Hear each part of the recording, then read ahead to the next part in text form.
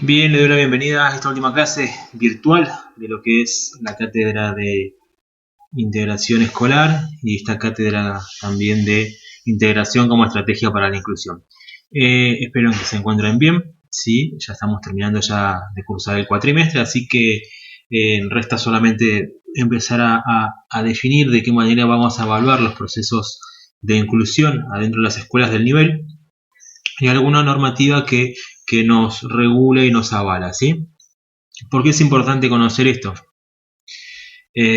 Hagamos un paralelismo, una analogía muy burda, pensando en que yo a ustedes los invito a jugar, ¿sí? Al juego de la OCA, ¿sí? O a un juego similar al juego de la OCA, donde tienen que ir avanzando casilleros, ¿sí? A medida que generan, ¿sí? Giran el dado y sacan un número, ese número permite avanzar a casilleros. A su vez, ¿sí? Hay dos cuestiones muy importantes. La primera es que ustedes cuando quieren empezar a jugar, tienen que conocer las reglas del juego, ¿sí? O sea, para saber cuándo puedo tirar, qué turnos o qué reglas tiene cada uno, ¿sí? Es importante conocer las reglas del juego. Y también que de la única forma que podemos decir que finalizamos el juego es cuando terminamos ya todo el ciclo, toda la etapa dentro de este juego de la OCA. Lo mismo pasa con las escuelas, ¿sí? O con los procesos inclusivos. Nosotros, si queremos hacer inclusiones educativas, tenemos que conocer las normativas o las reglas que regulan los niveles, ¿sí? O sea, que tienen que ver con la acreditación, con las inscripciones, con la certificación y demás. Por eso vimos cuestiones muy importantes como resolución del Consejo Federal 174, ¿sí? Nosotros tenemos que saber movernos con estas reglas o estas normativas que regulan cómo son, ¿sí? Las trayectorias educativas de los estudiantes. Y a su vez saber que podemos hablar de una buena trayectoria escolar cuando recién finaliza, ¿sí? Este nivel o este proceso educativo. Entonces es muy importante poder entender, ¿sí? Estas reglas, entre comillas, de cómo se juega, ¿sí? Para eso tenemos diferentes normativas. Tenemos diferentes normativas a nivel nacional y diferentes normativas adecuadas y en fuerte consonancia con los diseños curriculares, como sucede con el Acuerdo Provincial 01/17, que establece el régimen académico del nivel primario. Básicamente establece la estructura, esta estructura en unidades pedagógicas, esta promoción acompañada o promoción asistida dentro de las unidades pedagógicas, establece que una relación con la modalidad de educación especial. ¿Cómo es esta relación? Primeramente establece que nosotros vamos a dar intervención como modalidad de educación especial a aquella documentación específica que estipule y que facilite y que permitan las trayectorias educativas de los estudiantes. Entiéndase, Plan Pedagógico para la Inclusión, que es lo que nos rige la resolución del Consejo Federal 311/16. Entonces, los alumnos que requieran, ¿sí? Algún ajuste razonable en frente a su trayectoria educativa van a contar con este documento de respaldatorio de su proceso escolar. A su vez, se menciona que el único documento formal, ¿sí? Son los boletines, ¿sí? El único instrumento, el único papel que se debería entregar a la familia con validez dentro del sistema educativo son los boletines. Establece diferentes cortes de boletín. Los que tienen hijos sabrán que se entregan boletines al corte trimestral y entre medio, ¿sí? Al mes y medio, están los famosos informes de desempeño.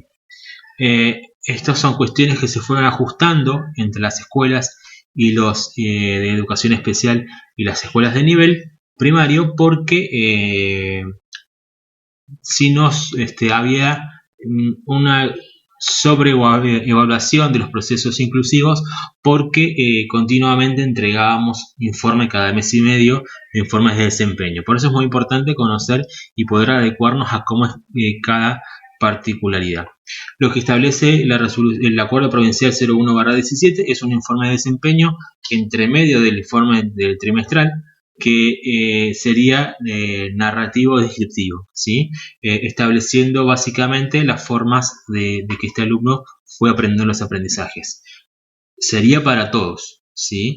Volvemos a crear la corresponsabilidad en el caso del estudiante con discapacidad para que intervengan de forma conjunta escuela especial, escuela de nivel primario.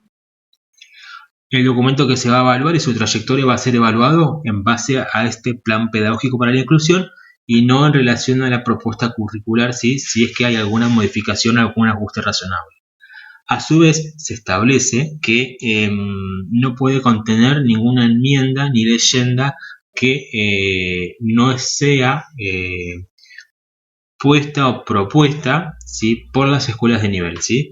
En su momento yo les contaba que las escuelas especiales tenían esta tradición de, por ejemplo, consignar a aquellos alumnos que transitaban con PEP, con plan pedagógico para plan educativo personalizado, se le colocaba esa leyenda, lo cual actualmente frente a la normativa vigente no se podría colocar nada porque constituye un acto discriminativo y estamos agregando una enmienda o una leyenda que no corresponde con el nivel. Entonces es muy importante no consignar nada.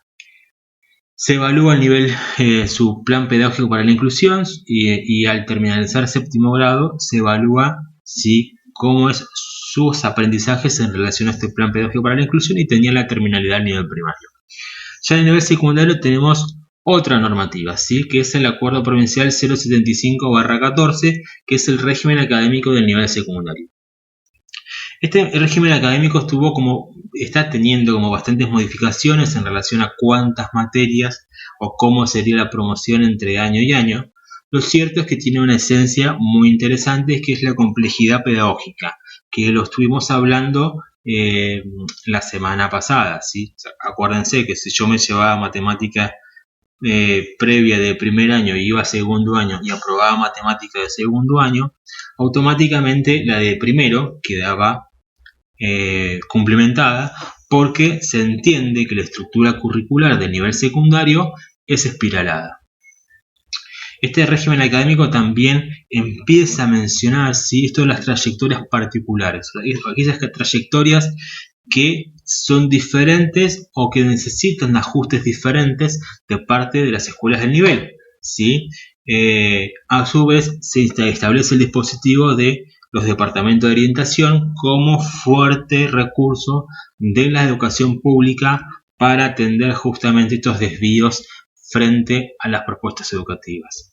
Obviamente, la integración en nivel secundario es como bastante reciente, tenemos un proceso como muy en cuanto a números, por una forma de decir, o sea, matrícula de estudiantes con discapacidad en el nivel secundario, en los últimos 6-7 años recién se ha incrementado considerablemente y en los últimos 4 es como que recién se ha puesto en vista y en consideración esto de incorporar el plan pedagógico para la inclusión.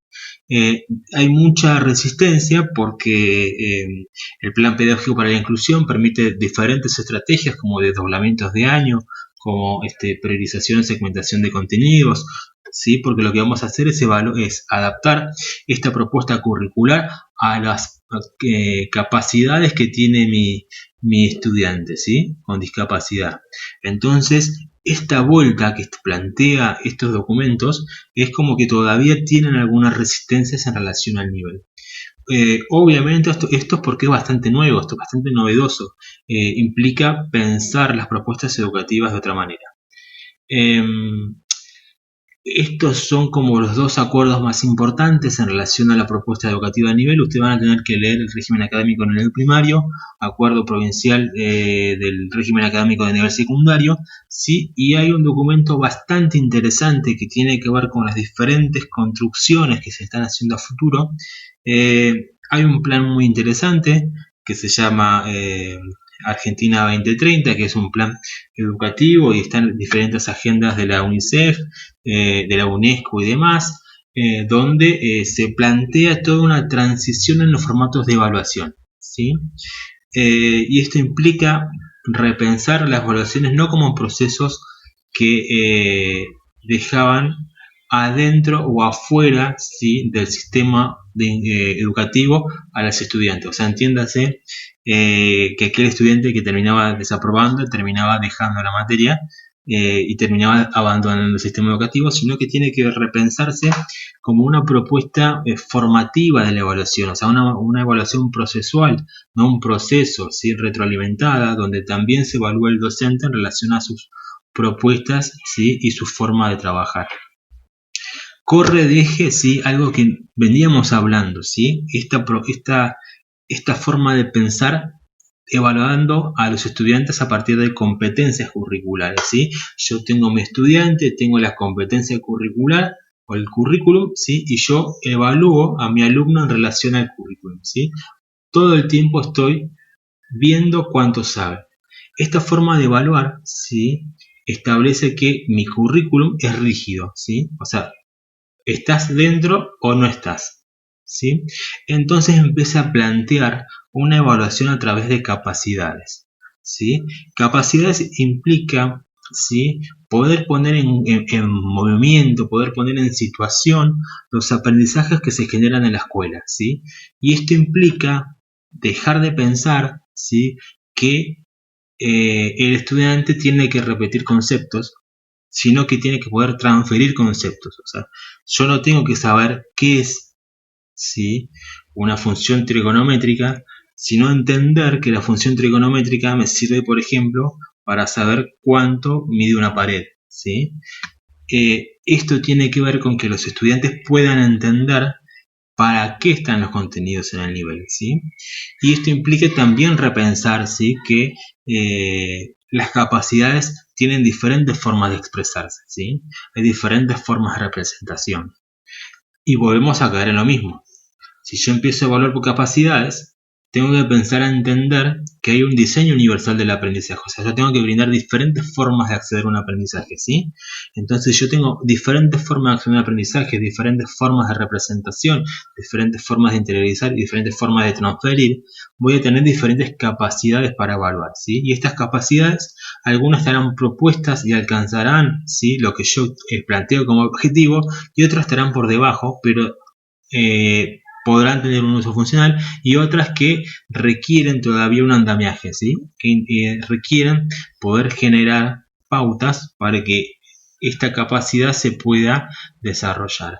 Es un modelo muy interesante, es un modelo mucho de discusión, es un modelo que está propuesto, ¿sí?, desde el gobierno presidencial anterior, que viene en una línea internacional, o sea, no es un movimiento solamente de Argentina, sino es un movimiento que viene de UNICEF y de la UNESCO, que está firmado a partir de diferentes países, que es un pacto internacional sobre esta forma de evaluar. Entonces es muy interesante que ustedes puedan entender como futuros docentes estos nuevos dilemas en relación a la evaluación y estas nuevas formas de evaluar y estas nuevas formas de concebir cómo se puede exteriorizar un aprendizaje. Es muy importante y es muy rico, ¿sí? Y esto es una nota personal, o sea, como docente de educación especial, poder evaluar capacidades es muy rico porque me permite a mi estudiante con discapacidad poder poner en juego lo que sabe, ¿sí? No que me diga de memoria un concepto, ¿sí?, sino que poder ponerlo en práctica y mostrarme si entendió o no entendió, o si hay diferentes formas de resolver que para él son funcionales. Es muy importante y es muy interesante que lo puedan trabajar, ¿sí? El Ministerio de Educación de la Nación y Deportes de la Nación en el 2017 sacó este Marco Nacional de Integración de los Aprendizajes. Es un documento de discusión que es el último que van a tener que leer y es donde vamos a conflictuar. O sea, vamos a empezar a trabajar en el foro estas dos concepciones de evaluación. Ustedes cómo fueron evaluados a partir de competencias, ¿sí?, y cómo vamos a tratar de formar capacidades. O sea, ustedes cuántos son capaces, ¿sí?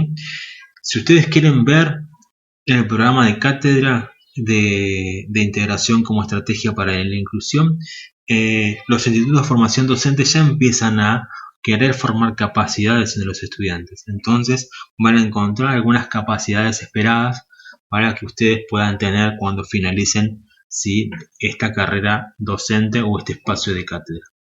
Así que bueno, en lo particular nos estamos viendo la semana que viene. Tenemos un pequeño trabajo evaluativo integrador, ¿sí? El cual va a estar realizado durante esas 2 horas, o sea, va a ser mañana de 18:30 a 20:30. Es un trabajo grupal de pequeña elaboración, ¿sí? La idea es que puedan generar algo entre ustedes. Vamos a habilitar como pequeños subgrupos para que puedan intercambiar, así que la idea es que puedan generar, ¿sí? Y poder debatir entre ustedes diferentes propuestas. Así que bueno, espero que estén bien, ¿sí? Y nos estamos viendo la semana que viene.